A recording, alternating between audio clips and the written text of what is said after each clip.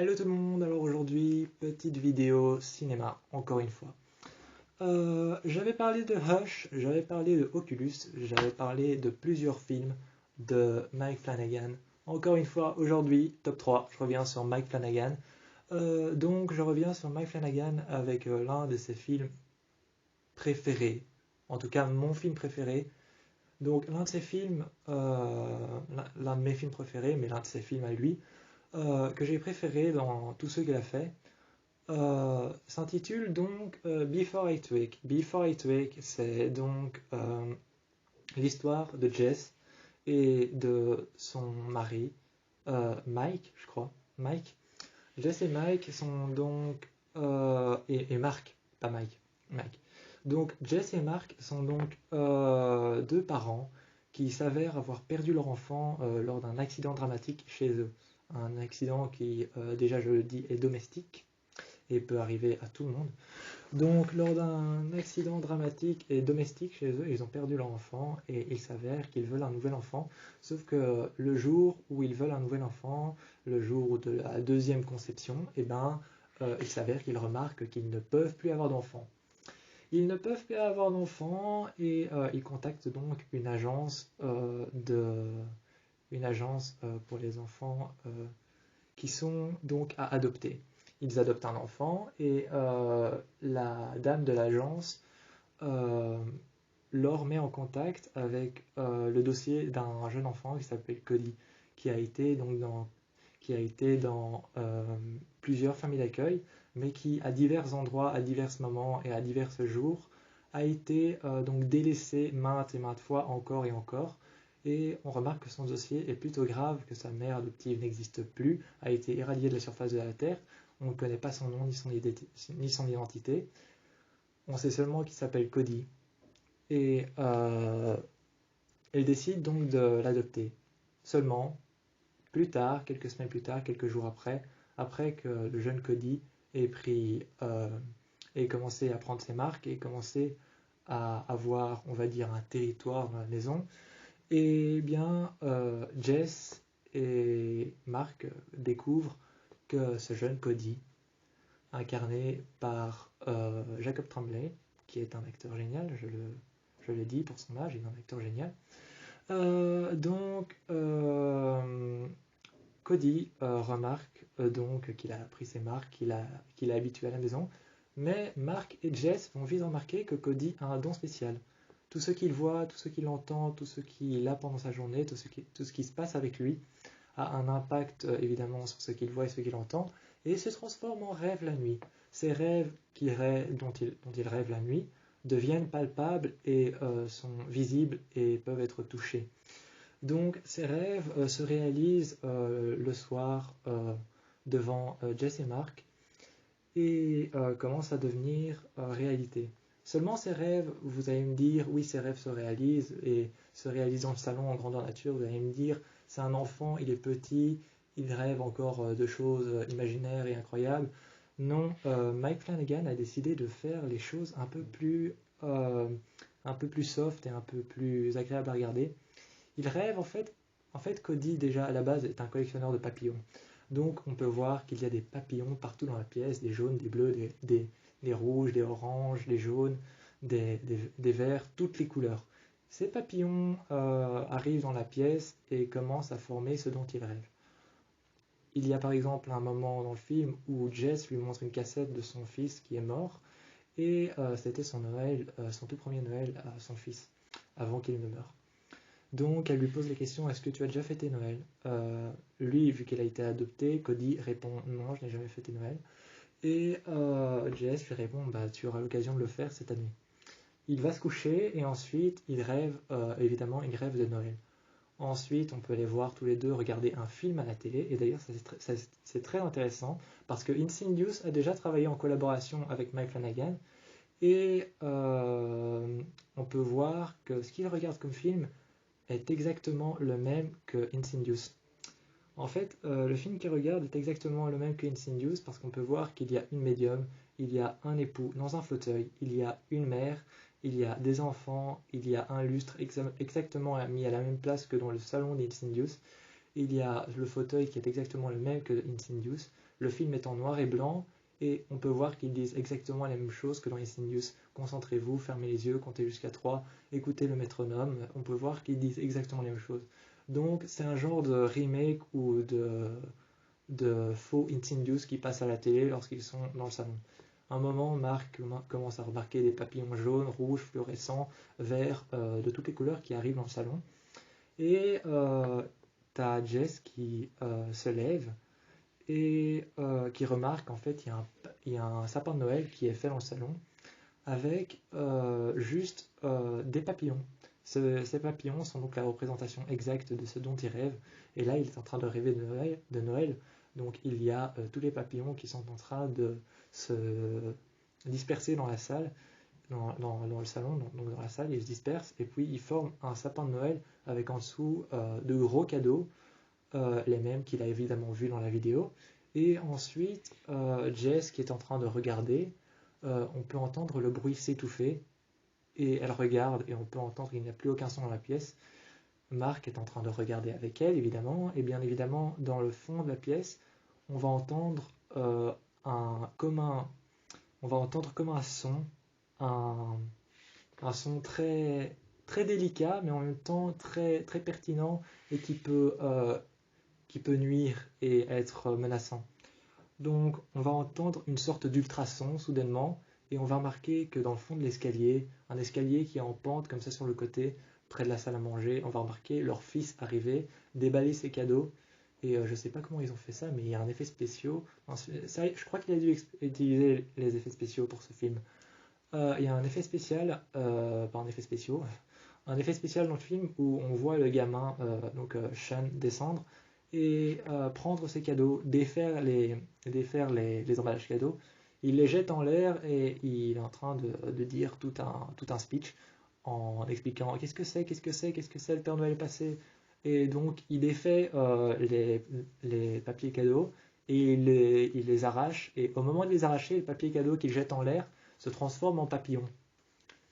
Je trouve ça juste bien fait et juste super beau. L'enfant, le jeune Sean, apparaît donc devant eux et à plusieurs reprises commence à leur sortir des répliques un peu bizarres. Du genre est-ce que t'es ma vraie maman ou des choses comme ça. Cody qui se réveille après que tout ait disparu. Donc Cody se réveille et après que tout ait disparu, il arrive dans le salon et comme s'il savait, il dit je suis désolé.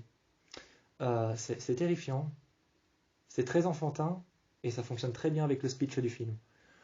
Le film est génial, il est incarné par Kate Bosworth qui joue Jess, par un autre acteur, mais je ne retombe plus sur son nom. Incarné par un autre acteur, mais je ne retombe plus sur son nom, je suis désolé, qui incarne le rôle de Mark, et Jacob Tremblay qui incarne le rôle de Cody. Ce sont les trois acteurs principaux, donc on a Jacob Tremblay, on a Kate Bosworth, et on en a un troisième, je ne retombe plus sur son nom. Je ferai peut-être une vidéo sur un second film dans lequel il a joué, et je retomberai sur son nom, peut-être à ce moment-là. Franchement, le film est génial. Il est d'une intensité palpable et il a franchement quelque chose à revendre, à redonner. Et il y a un passage à la fin du film. Le film n'est pas très long, il dure 1h36 ou 1h38. Il dure 1h36 ou 1h38, il n'est pas très long, il dure dans les alentours de 1h40. Et ce film-là a un passage où on découvre en fait que Cody s'appelle Cody Morgan. Et ensuite, il y a tout un speech sur sa mère, comme quoi elle est morte, comme quoi elle est décédée d'un cancer. Et il y a toute une histoire derrière qui va s'en suivre. On peut apercevoir tout ce speech sur la mère de Cody qui s'appelle donc Morgan, mais son nom je ne vous le citerai pas, mais son nom de famille c'est Morgan, donc il s'appelle Cody Morgan.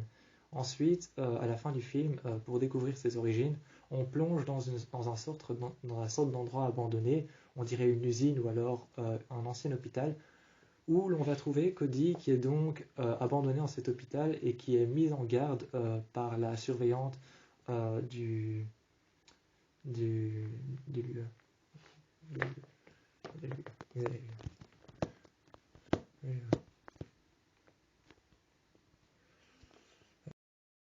Et donc, Cody est mis en garde dans cet hôpital qui a l'air abandonné et qui a l'air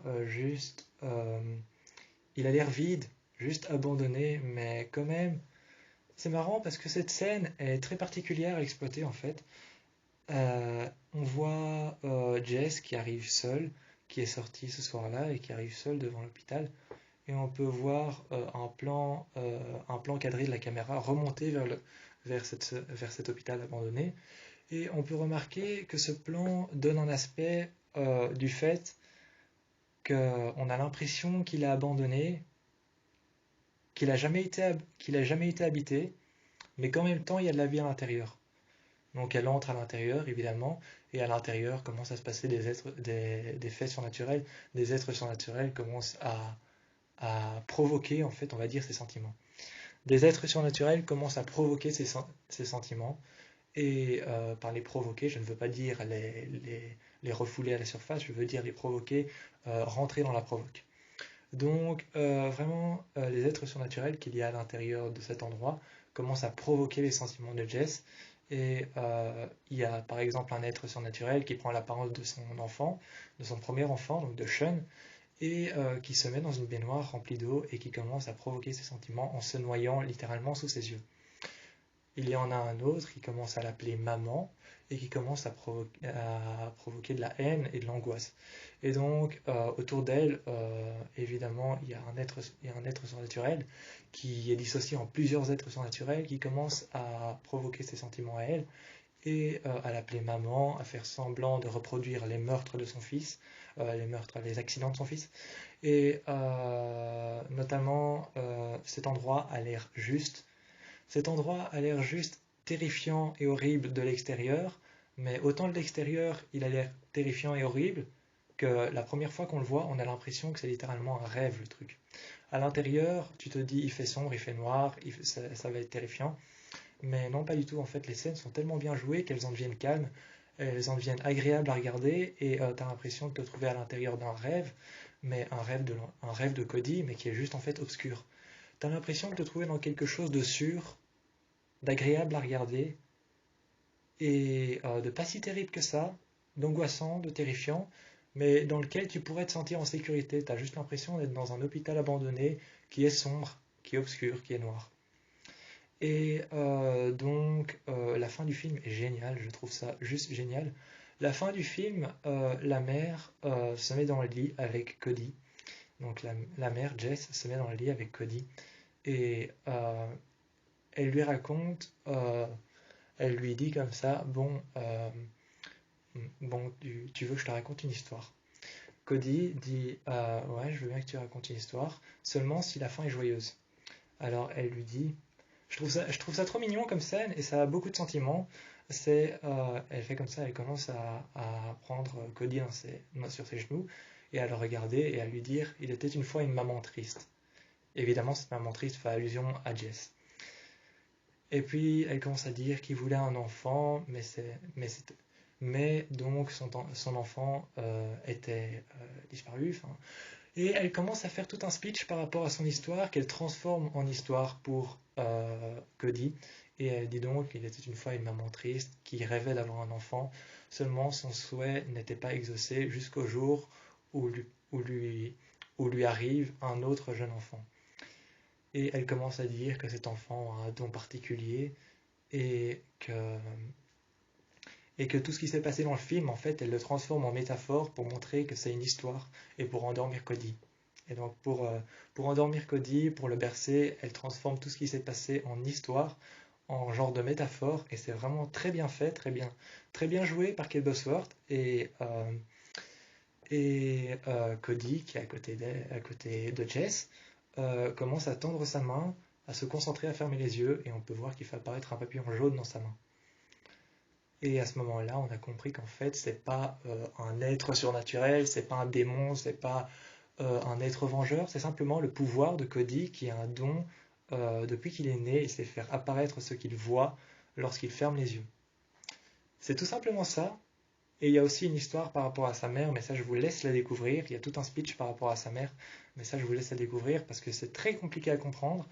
Et je vous laisse l'opportunité de le découvrir seul. Je vous dis ciao, peut-être pour une autre série ou pour un autre film de Mike Flanagan. Tchuss.